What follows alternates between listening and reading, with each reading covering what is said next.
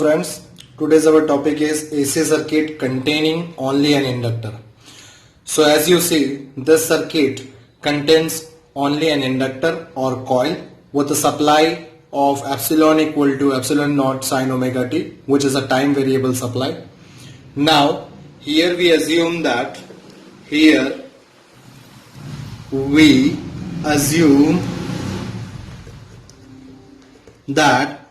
inductor has negligible resistance.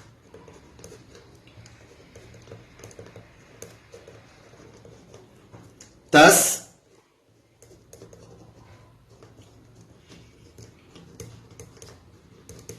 circuit is purely inductive. Clear? So this circuit is purely inductive AC circuit. Clear? Purely inductive AC circuit. Now we can write supply voltage is equal to terminal voltage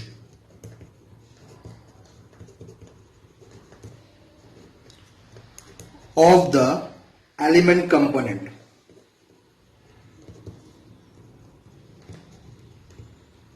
Here we have element component as inductor. So we simply write supply voltage, that is epsilon, is equal to, it is terminal voltage of inductor.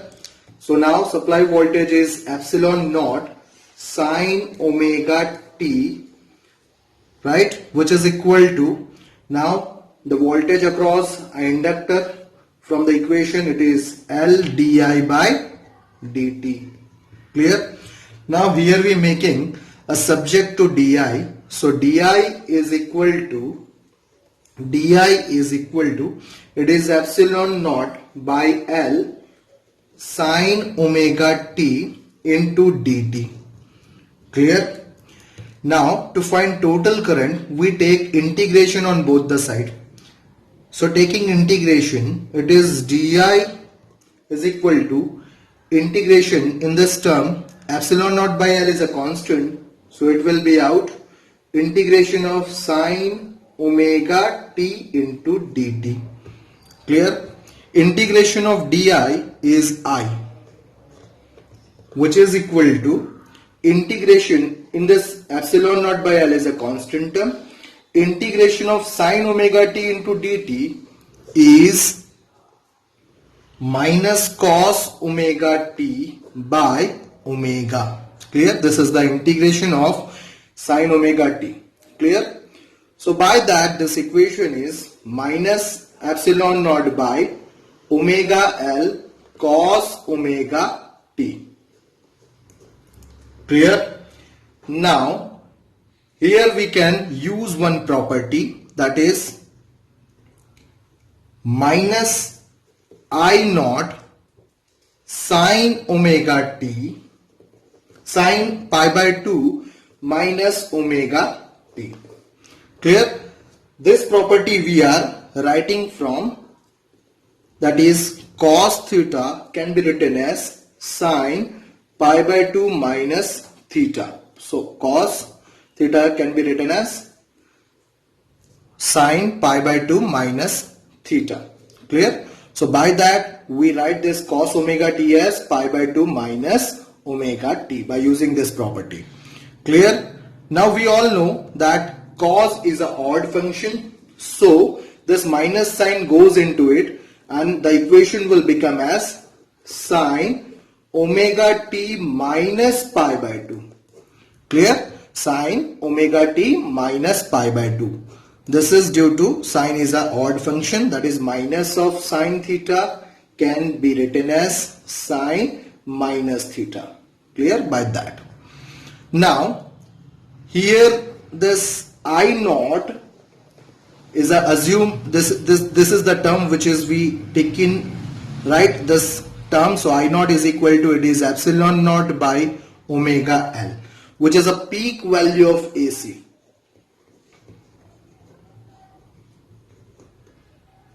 Or you can say it is the amplitude of current. Clear? Now this is the other equation of current for inductor.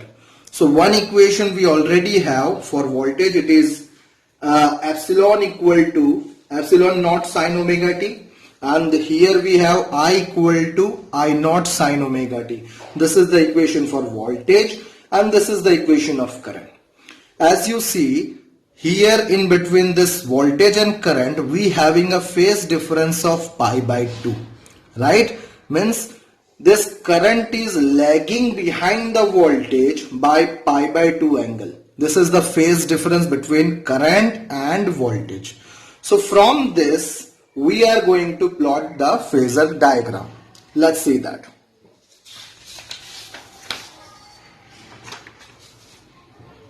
Now phasor diagram. As we see that current equation is I naught is equal to I is equal to I naught sine omega t minus pi by 2, and voltage equation is epsilon equal to epsilon naught sine omega t, right? So we can see here this current is lagging behind the voltage by pi by 2. So if we plot a vector for voltage, then that will be like this. Suppose this is the voltage vector epsilon naught, which represent the amplitude of voltage. Then the current vector will come behind this vector because due to this phase difference which is lagging behind by pi by 2. Clear?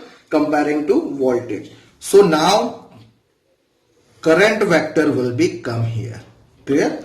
So this angle of this voltage from the x-axis is omega t. So this is the angle for voltage. Now this current, which is amplitude of current, this is behind the voltage by pi by 2. So this is behind the voltage by pi by 2 here. Clear? This is the phase diagram. Clear?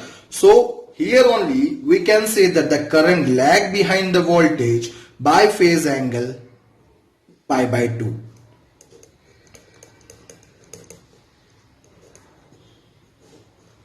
This lag word is important, right? So current lag behind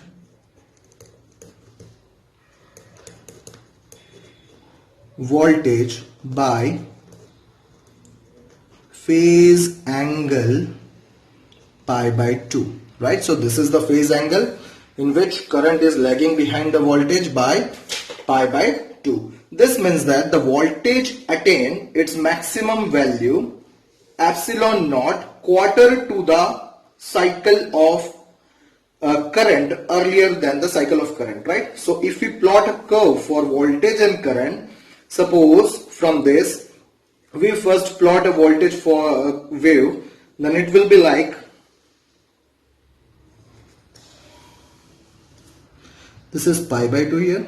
So this will be like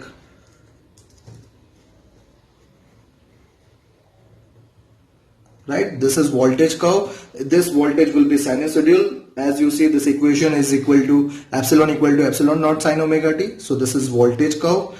Now current curve is lagging behind the voltage by pi by 2.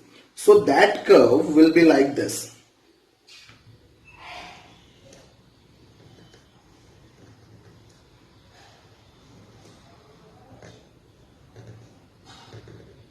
Clear? This is current curve, this is now, and this is voltage curve. Clear? So we can write here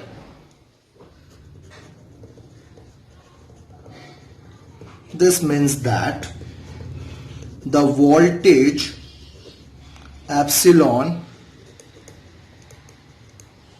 attains its maximum value epsilon naught a quarter, because there is a difference of pi by 2, so it is a quarter difference of the cycle, that is t by 4, right, earlier than the Clear? Now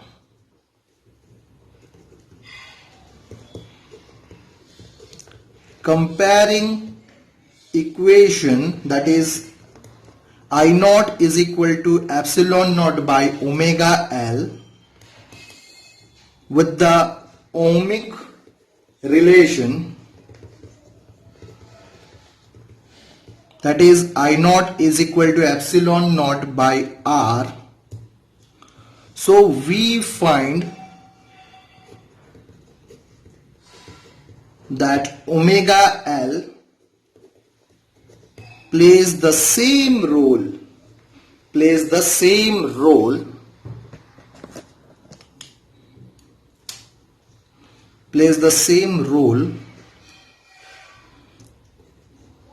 here as the resistance R in resistor. Clear? So this is an important comparison. As you see, this omega L, right, by comparing these two equations, we find that omega L plays the same role as resistance will play in resistor. Clear?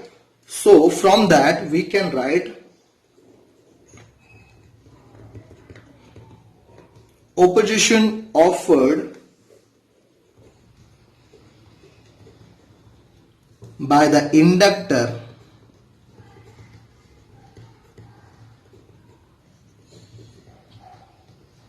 to the flow of AC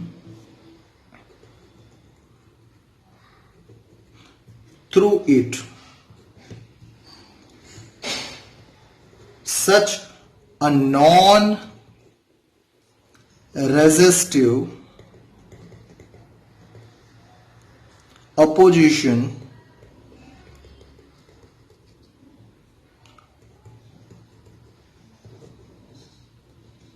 to the flow of current is called reactance.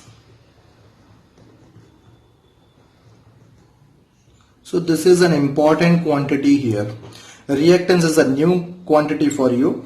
As we find, this reactance plays the same role as the resistance plays in resistor. Clear?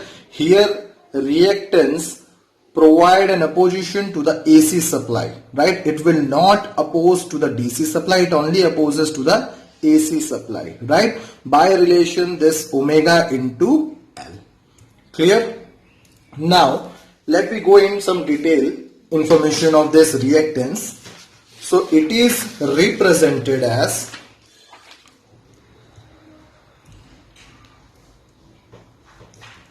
here, this reactance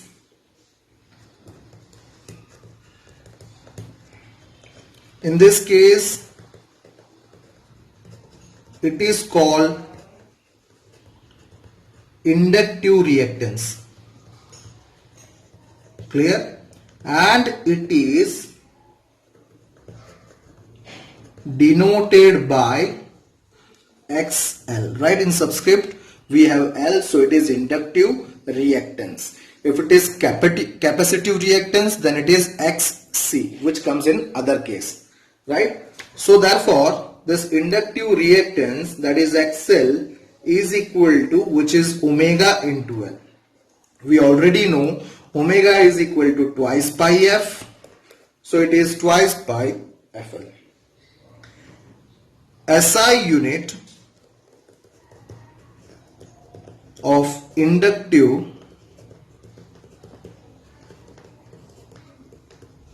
reactance is ohm, right?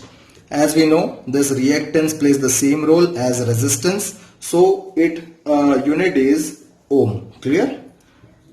Now for AC,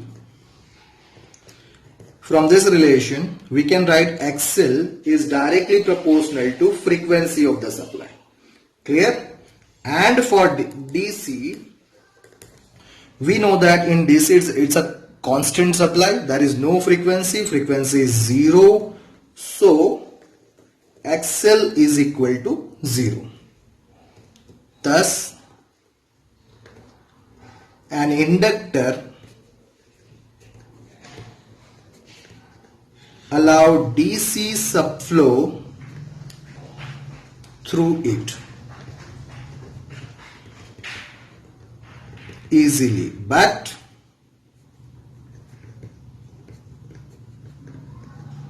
opposes the flow of AC through it.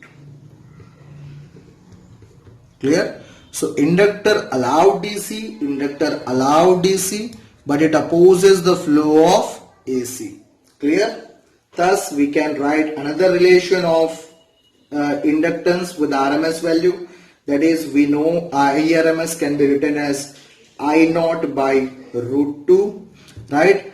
Now in this derivation we already find that I naught is equal to epsilon naught by omega L. This is what we had earlier find. So by putting this value in this equation, we got it is epsilon naught by root 2 into omega L. Clear? Now this epsilon naught by root 2 is already ERMS value. So it is epsilon RMS by omega L. Clear? Epsilon RMS by omega L. Clear? Now omega L is inductive reactance, so it is epsilon RMS by XL. Clear? So this is an important relation for inductive reactance, right? So this is what the AC circuit containing only inductor. Thank you.